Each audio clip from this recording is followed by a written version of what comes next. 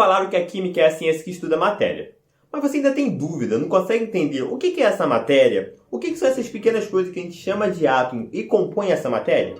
Fica comigo que no vídeo de hoje você vai entender sim esses conceitos. E te garanto que a ideia, os conceitos de átomo e matéria vão entrar de fato na sua mente e você vai conseguir entender isso na realidade. Beleza? Vamos lá então para o vídeo de hoje. Olá meus químicos, tudo ótimo com vocês? Sejam muito bem-vindos ao Pura Química. Eu sou o Rômulo e no vídeo de hoje a gente vai discutir sobre o que é a matéria.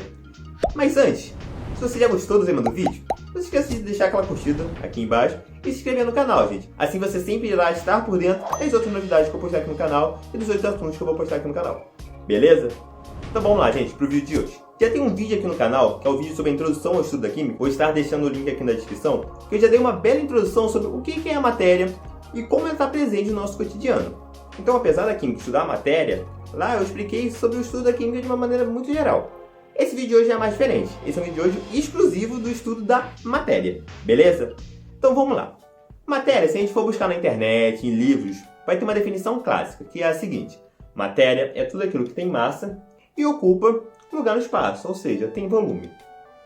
Tá. Se uma pessoa só pegar essa definição e ler assim avulso, se perguntar na prova o que é matéria e apenas reescrevê-la, não vai entender nada, ou seja, vai ficar apenas uma definição. O que a gente precisa fazer é interpretar as definições. Então vamos lá. Por exemplo, esse estojo. Tá, esse estojo tem massa? Tem massa. Tá ocupando um lugar no espaço? Tá ocupando. Pô, Rômulo, então esse estojo é matéria? É, esse estojo é matéria. Rômulo, você tá ocupando um lugar no espaço e você tem massa. Você é matéria? Sim, eu sou matéria. Rômulo, então nós somos matéria? Então, como matéria tudo tem massa e tem volume, tudo que está ao nosso redor é matéria. A gente às vezes não vê, não enxerga. Por exemplo, o ar que está aqui na nossa frente, entre a câmera e eu. Eu estou vendo? Não. Mas ele está ocupando um lugar no espaço? Está ocupando um lugar no espaço. Tem massa? Tem massa. Rômulo, como é que o ar tem massa? Simples, é só você pegar uma bexiga de ar de festa, enche e bota ela na balança. Vai ter uma massa ali. Então o ar tem massa. Então tudo que está ao nosso redor, de fato, é matéria. A cadeira que você está sentando, a mesa que você está estudando, o celular que você está vendo esse vídeo, a tela que você está vendo esse vídeo, tudo. Tudo que está ao nosso redor, tudo que está no mundo, no planeta Terra e no universo tem massa e volume, é matéria. Mas aí, para se tornar de forma didática, a gente vai fazer algumas subdivisões dessa matéria, que vai ser corpo e objeto. Então, qual é a diferença entre matéria, corpo e objeto? Matéria é isso que eu falei, tem massa e ocupa lugar no espaço. Corpo, a gente vai dizer que é uma porção limitada na matéria. Como assim uma porção limitada na matéria? Madeira é matéria? É matéria. Então, uma barra de madeira, eu vou chamar de um corpo, beleza? Então, madeira é matéria, uma barra de madeira é um corpo. Tá, e o que eu posso fazer com essa barra de madeira? Ah, essa barra de madeira eu posso fazer, sei lá, um armário, um guarda-roupa. Então, o que é esse guarda-roupa? É um objeto. Tá. Então, o que é o objeto? Objeto é uma parte da matéria que tem uma finalidade. Então, por exemplo, guarda-roupa, guardar minhas roupas. Então, didaticamente, a matéria tem meio que essas subdivisões. Matéria, corpo e objeto. Corpo, espaço limitado da matéria. Objeto, espaço limitado da matéria que tem uma finalidade pra gente. Então, por exemplo, ferro. Ferro é matéria. Uma barra de ferro é um corpo. Ah, uma porta de ferro é um objeto. Outro exemplo é vidro. Vidro é matéria. Um caco de vidro é um corpo. Ah, uma taça de vidro é um objeto. Então, beleza? Conseguiram entender a diferença entre matéria, objeto e corpo? Então, show de bola. E aí, o que compõe a matéria?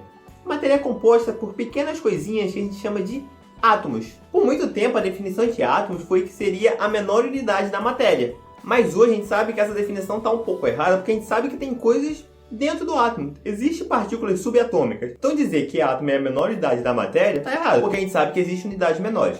Mas apesar de estar errada essa definição, serve para a gente entender que átomo é aquilo que em conjunto, ou seja, os conjuntos de átomos, associações de átomos, vai dar origem à matéria, vai dar origem às coisas que estão ao nosso redor, beleza? Mas aí, como é que é o átomo? Por muito tempo a gente achou que os átomos seriam como se fossem essas bolinhas esféricas, totalmente maciças, que a gente não conseguisse dividir, que não tivesse nada dentro delas.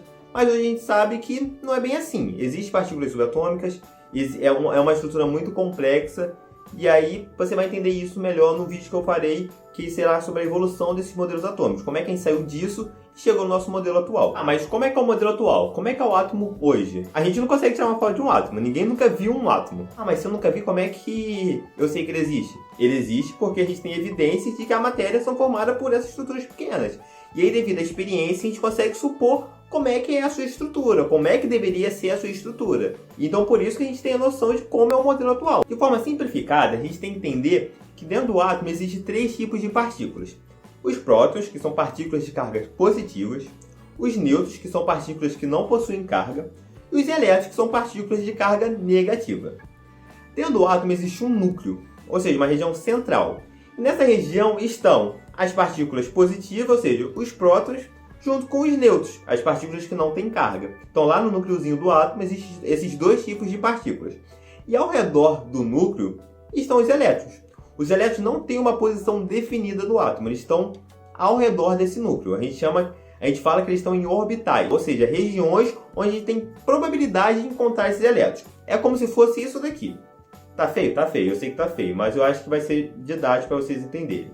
Se eu fizer uma aproximação, eu vou ver que tem um núcleo, ou seja, tem uma região ali no meio, que nessa região vai estar os prótons e os nêutrons. E ao redor dele vai estar os elétrons. Por que eu botei esse feltro? Porque não tem uma região fixa os elétrons. Os elétrons estão ao redor desse núcleo e, eles não estão parados. Quando eu fizer o vídeo sobre a evolução de modelos atômicos e chegar no modelo atual, eu vou explicar isso aqui de uma maneira melhor. Mas por hoje, a gente tem que entender que é formado por um núcleo, nesse núcleo está prótons e nêutrons, e ao redor desse núcleo tem uma região chamada de eletrosfera, e nessa região estão os elétrons. Mas os elétrons não têm uma posição definida. É como se eu fizesse um corte aqui no meio, eu iria como se fosse encontrar isso. Uma bolinha pequenininha, que é o núcleo, e ao redor dela é a eletrosfera. Tá vendo que aqui vai ficando mais claro? Porque quanto mais perto do núcleo, maior é a probabilidade de eu encontrar um elétron. Quanto mais eu vou afastando do núcleo, mais difícil fica de encontrar um elétron. Mas encontrar ele de fato, eu não consigo. Mas isso pode ficar tranquilo que a gente vai entender melhor quando a gente falar sobre os modelos atuais. Então, por hora, você precisa entender que átomos são essas pequenas coisas que, quando eles se juntam e se repetem, formam a matéria. Então, por exemplo, isso aqui é um átomo. Aí isso aqui é um tipo de átomo. Isso aqui é outro tipo de átomo, por isso que eles são de cores diferentes. Eles vão se unir, e aí essa repetição de um átomo verde com azul, átomo verde com azul, átomo verde com azul, é que vai dar origem às substâncias, e essas substâncias vão dar origem à matéria que compõe as coisas que estão ao nosso redor. Beleza? Então eu tinha falado que os átomos eram compostos por 3 partículas. Os prótons e os nêutrons que ficavam no núcleo e os elétrons que ficavam ao redor do núcleo. O número de prótons no núcleo do átomo é como se fosse um CPF dos átomos. Como assim um CPF dos átomos? Átomos que têm o mesmo número de prótons no núcleo possuem as mesmas características. Então, se um átomo tem 6 prótons no núcleo e um outro átomo também tem 6 prótons no núcleo, isso quer dizer que eles possuem as mesmas características. Ou seja, porque possuem o mesmo CPF. É como se fosse a mesma pessoa, porque cada pessoa tem um CPF diferente. Então, se você tem o mesmo CPF, é a mesma pessoa. E esse CPF a gente vai falar que é um número atômico. Então, o número atômico é a quantidade de prótons que tem no núcleo. Então, por exemplo, todos os átomos que tiver 6 prótons, eu vou falar que esse átomo é um átomo de carbono. Então, por exemplo, eu falei que o núcleo é formado de prótons mais nêutrons, beleza? Se tiver 6 prótons, independente da quantidade de nêutrons, sei lá, nêutron pode ter 5, pode ter 6, pode ter 9, ou seja, pode ter uma quantidade diferente de nêutrons. Mas se tiver 6 prótons, quer dizer que é o carbono. Então a junção dessas espécies que tem 6 prótons, ou seja, eu pego o átomo que tem 6 prótons e 6 nêutrons, pego o átomo que tem 6 prótons e 7 nêutrons, pego o átomo que tem 6 prótons e 8 nêutrons. A junção desses carinha é um elemento químico. Então, os átomos que possuem 6 prótons é o elemento químico carbono. Os átomos que possuem 7 prótons é o elemento químico nitrogênio. Os átomos que possuem 8 prótons é o oxigênio. E aí, de forma didática, todos os átomos que eu conheço hoje, que o ser humano conhece hoje, eu organizo numa tabela, que é a famosa tabela periódica. Então, o que é a tabela periódica? É uma tabela que nela vai ter todos os elementos químicos, todos os átomos que hoje o ser humano conhece. Beleza? E aí, para cada elemento químico, eu associei um símbolo para ele. E esses símbolos são universais. Então, independente se eu estou no Brasil ou na Noruega, o carbono vai ter sempre o mesmo símbolo. Vai ter sempre o C. Tá, eu já falei o que é a matéria. Já falei que a matéria é constituída por átomos. Já expliquei resumidamente como é que esses átomos são compostos. Já expliquei resumidamente como é que esses átomos são constituídos. Já expliquei que a junção de átomos que possuem o mesmo número de prótons, que possuem o mesmo número atômico, dá origem ao elemento químico. Mas eu não entendi ainda como é que esses átomos formam a matéria. Simples, eu já falei isso também. Os átomos, o que vai acontecer com eles? Eles vão se juntar, beleza? E as repetições dessa junção vai dar origem à matéria. Mas como é que é essa liga? Como é que ocorre essa ligação? Essa ligação é a famosa ligação química. Um átomo se junta com o outro por causa de uma ligação química. Mas por que esses átomos têm que se ligarem? Por que eles não podem ficar soltos na vida? Porque na vida a gente não procura estabilidade, a gente não procura ser feliz. Os átomos também, eles também merecem a felicidade. Eles só encontram essa felicidade quando se juntam com o outro, quando se casam com o outro. Por quê? Casando com o outro, eles se tornam mais estáveis. Porque sozinho ele é muito instável. Então quando ele se junta com o outro, ele fica mais estável, ele fica na moral. Claro que existem átomos que são, tipo assim, bem resolvidos. Eles são estáveis por si só. E não precisa de ninguém para ser feliz. Ele é feliz por si próprio. Parabéns para ele. Mas outros não. Então, por isso que os átomos se juntam. Beleza? Só que essa maneira de se juntar tem algumas diferenças. E aí por isso que a gente diz que existem 3 tipos de ligações. A ligação metálica, a ligação iônica e a ligação covalente. Mas calma que eu também vou fazer um outro vídeo sobre isso. Beleza? E aí, como eu falei, que as repetições dessas moléculas e repetições dessas partículas dão origem a substâncias, essas substâncias também se classificam. Mas esse é um tema de um próximo vídeo que eu lançarei logo depois desse, que são as classificações da substância. Como é que as substâncias são classificadas? Que é, em resumo, também uma classificação da matéria.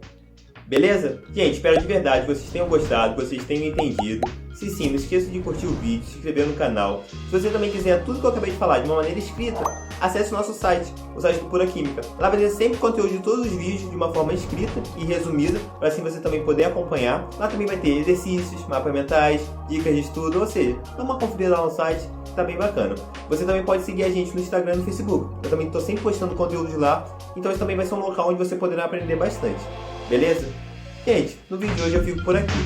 Tchau, tchau e até o nosso próximo encontro.